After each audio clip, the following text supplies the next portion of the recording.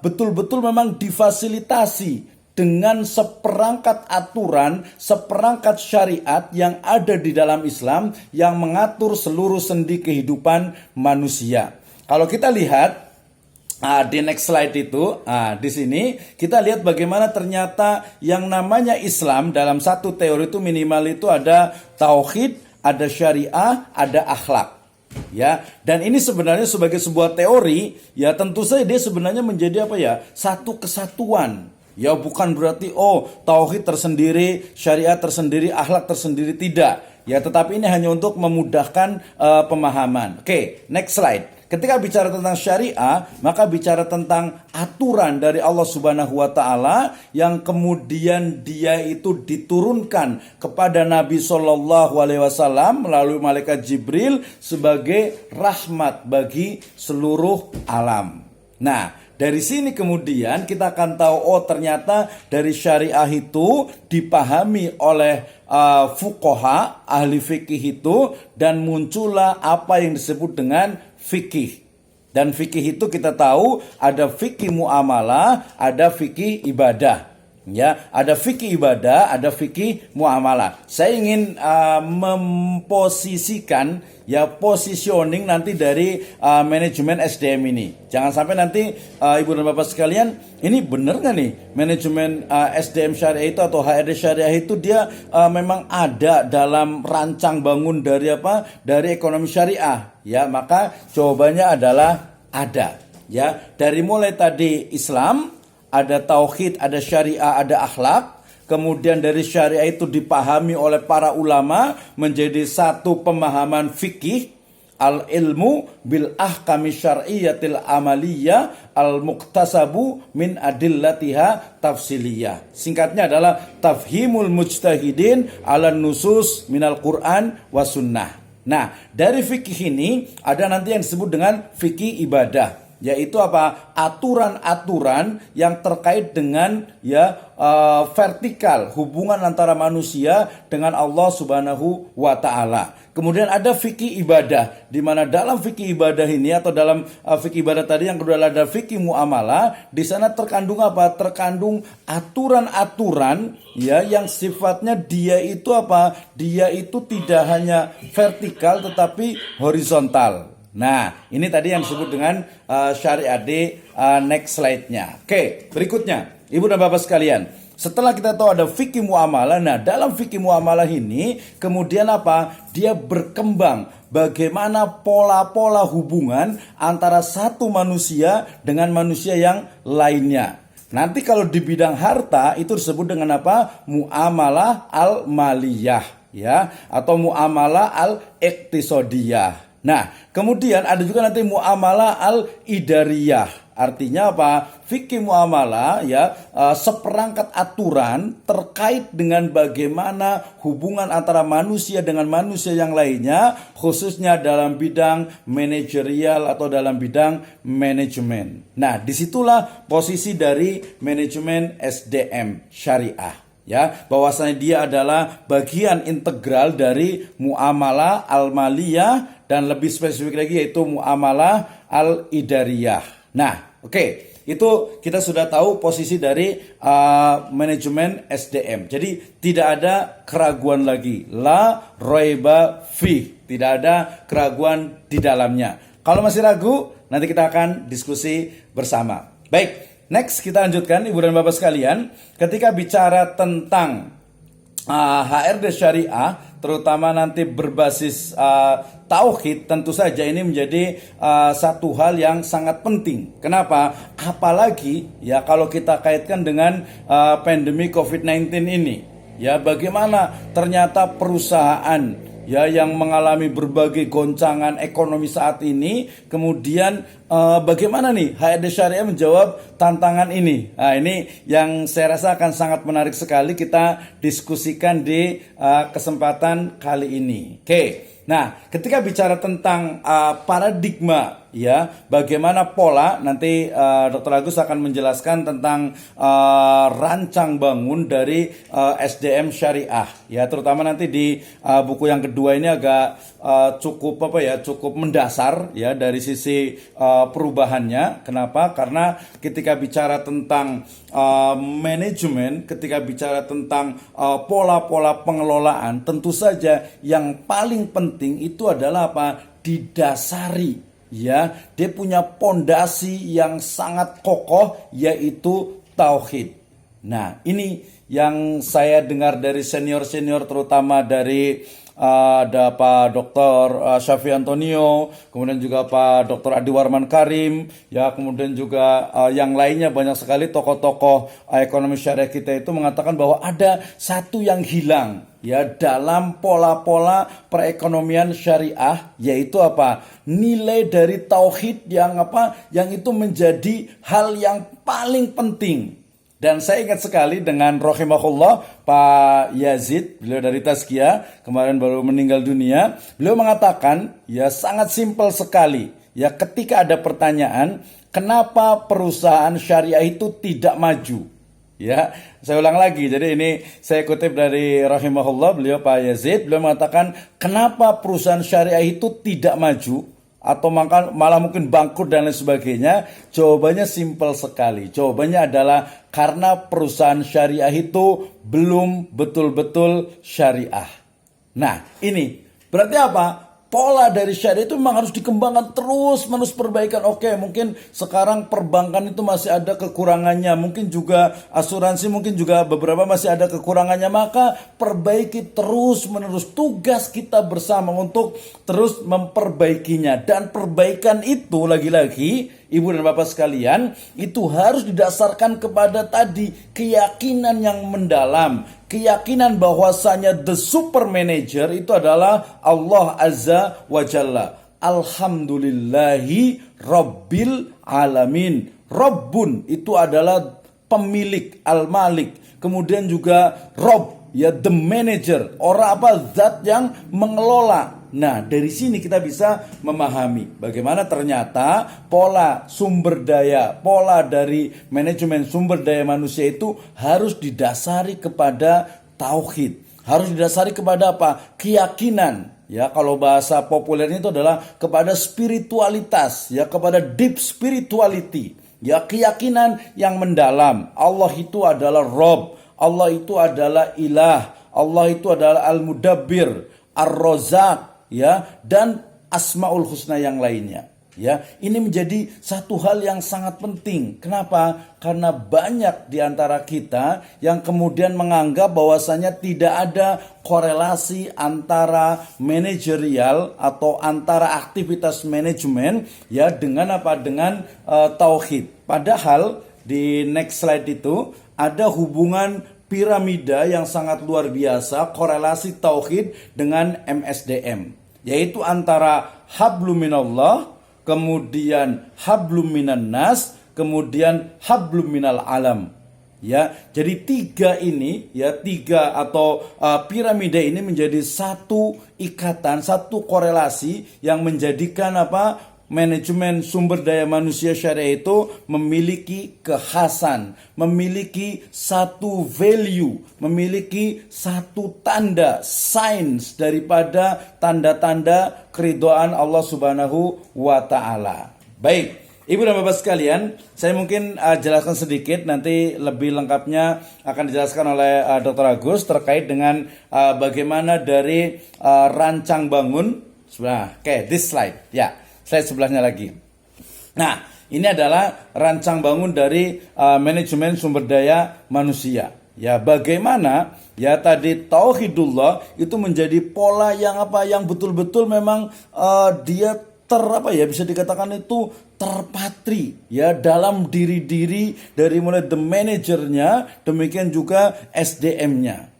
Ya, sehingga kemudian di sini ada satu ikatan antara top down dan juga bottom up. Ya, bagaimana top down-nya, the manajernya itu dia juga memiliki kemampuan, memiliki deep spirituality, sehingga dia akan mengelola itu, ya, mungkin bahasa populernya itu apa? Dengan hati.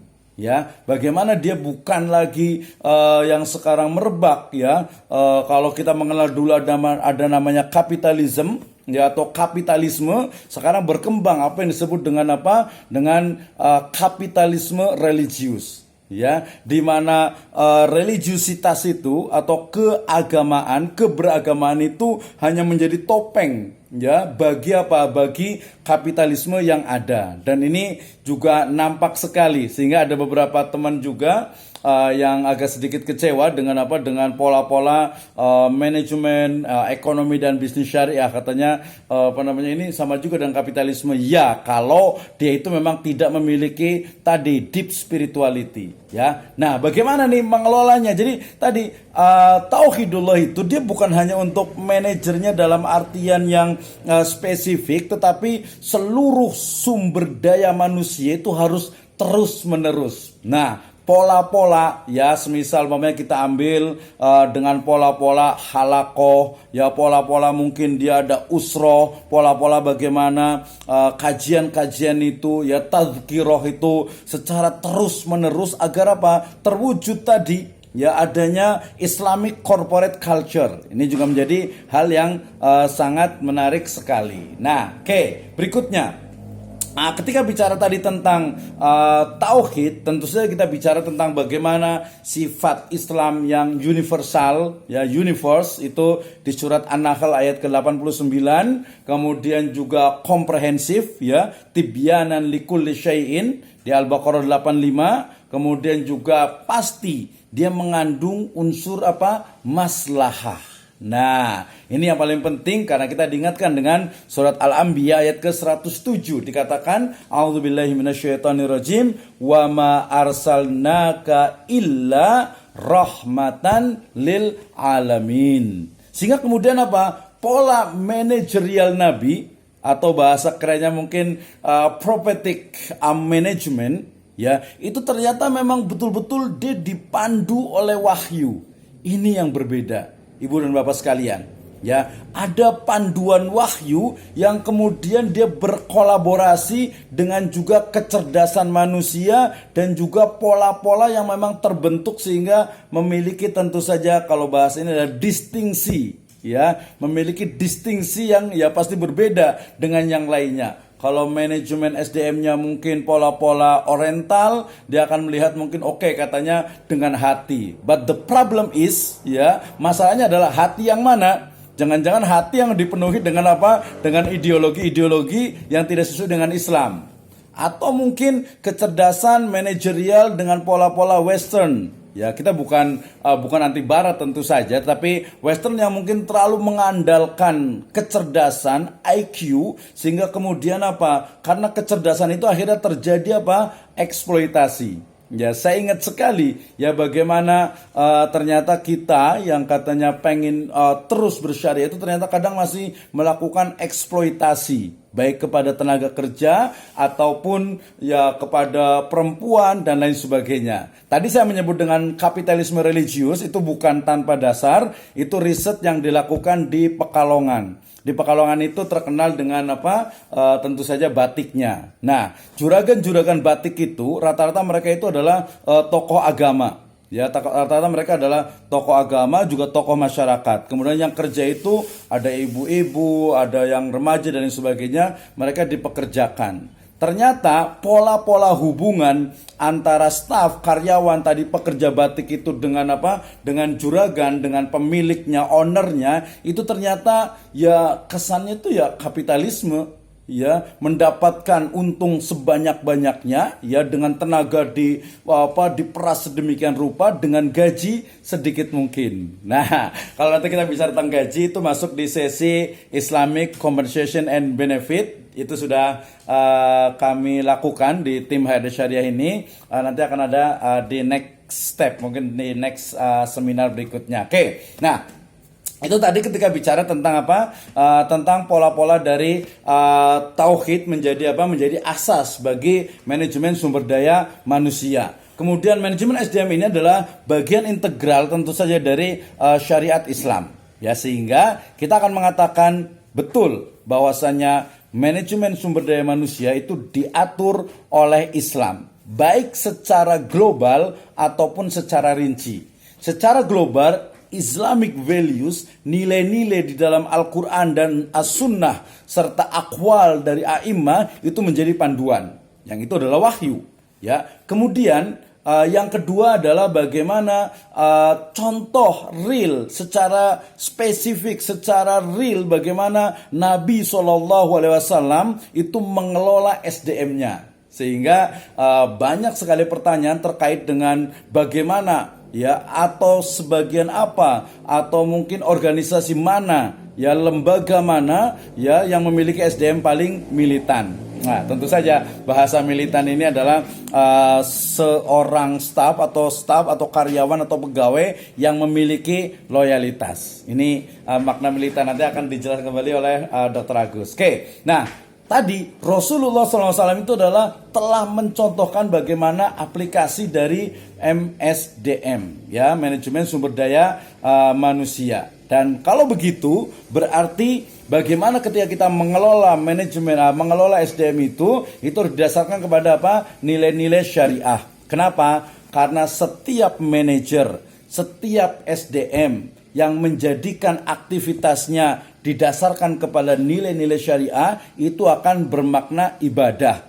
Ya, kita ingat makna ibadah itu adalah sesuatu yang luas, ismun jami'un likulli ma yuhibbuhullahu wa yardahu minal af'ali wa aqwali zahiran wa batinan. Seluruh aktivitas yang itu akan dicintai dan diridhoi Allah Subhanahu wa taala, termasuk kita bekerja, termasuk kita mengelola karyawan kita, itu akan menjadi nilai ibadah. Tentu saja harus ikhlas wal mutabaah. Oke, kemudian dari asas tauhid ini juga keyakinan yang kokoh terhadap akidah, ya, bahwasanya tugas utama manusia itu adalah beribadah, itu menjadi sangat penting. Dan let's talk about the practice in Islamic human research. Oke, kita akan berikutnya bagaimana ada nggak sih contohnya, ya, ketika urgensi itu. Baik, kita yang pertama, seorang manajer SDM, tentu saja dia itu adalah seorang muslim yang wajib mengikuti perintah Allah dan Rasulnya. Tadi di surat Al-Ahzab ayat ke-36 dan juga di surat An-Nisa ayat ke-59. Ya, tauhid itu menjadi kepribadian yang terimplementasi dalam perilaku muamalah. Ia juga menjadi benteng pertahanan dalam menghadapi berbagai problem dalam aktivitas. Nah, ini biasanya pengalaman dari teman-teman di manajer SDM itu, ngelola SDM itu ya cukup sangat-sangat challenging, sangat menantang, ya. Ada yang mungkin mereka itu ya selalu komplain. Belum lagi nanti masalah-masalah bukan hanya pekerjaan, tapi masalah-masalah keluarga kadang terbawa. Masalah-masalah bersama mereka juga akan dibawa, dan sebenarnya itu ujungnya itu diingatkan kembali dalam sabda Nabi SAW kepada seorang pemuda, ya, seorang gulam, ya. Beliau mengatakan, idza sa'alta fas'alillah wa idza sta'anta fasta'in billah.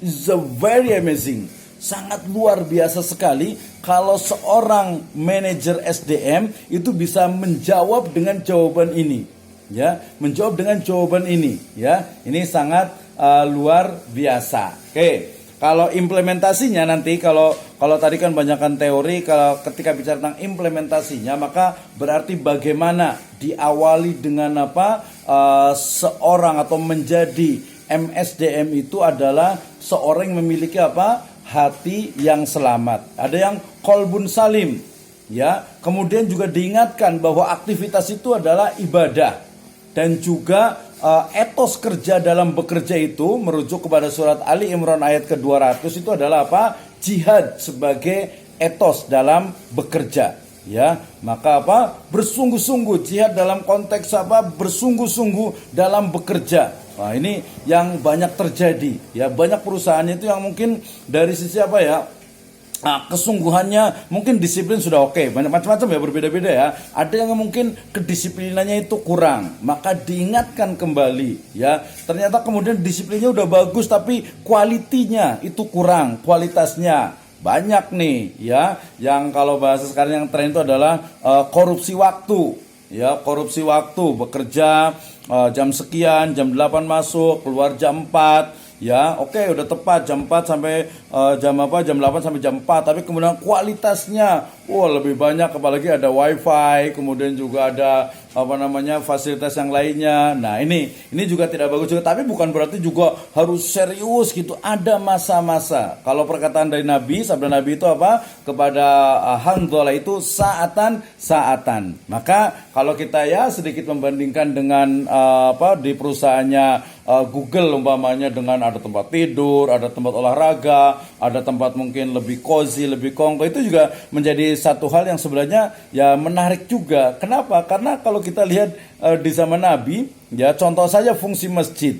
Ya masjid itu sekarang itu ya hanya ibadah saja. Ya padahal kalau kita lihat Masjid Nabawi itu ya untuk rapat, untuk sebagai menahan tawanan, untuk latihan perang, ya kemudian untuk mungkin Aisyah dengan Nabi itu melihat para budak itu belajar pedang dan lain sebagainya, aktivitas Baitul Mal dan lain sebagainya, itu sangat luar biasa. Nah, jadi jihad sebagai etos dalam bekerja, kemudian time management is very important for us ya. Kita diingatkan kembali dalam wal asr innal insana lafi khusr illal ladina amanu wa amilus solihat wa tawassaw bil haqqi wa tawassaw bis sabr. Nah, wa amilus solihat tentu saja konteksnya itu luas. Ketika seseorang itu bekerja sesuai dengan tupoksinya, sesuai dengan KPI-nya, sesuai dengan tugas dan tanggung jawabnya, maka dia sudah melakukan wa amilus solihat. Dan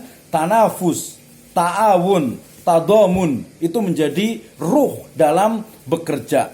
Ini biasanya tim yang memang tidak solid, ini banyak sekali terjadi nih ya, tim antara biasa yang paling terjadi itu biasanya antara bendahara dengan marketing.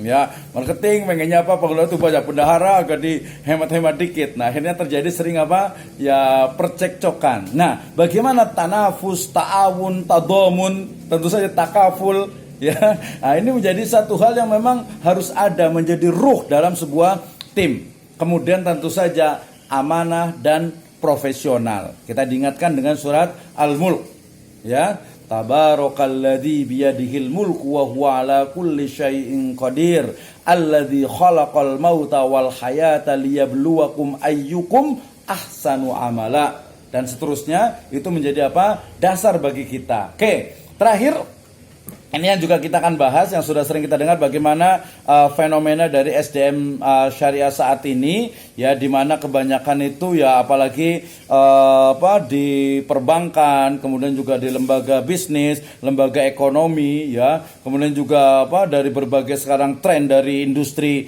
halal sendiri itu masih banyak sekali nih ya, masih banyak sekali yang istilahnya itu dia menggunakan ya hanya kemampuan skillnya saja tanpa adanya pemahaman yang mendalam. Ini menjadi tugas fenomena di SDM kita. Oke, nah ada terakhir saya sebut dengan istilah prophetic human resource management.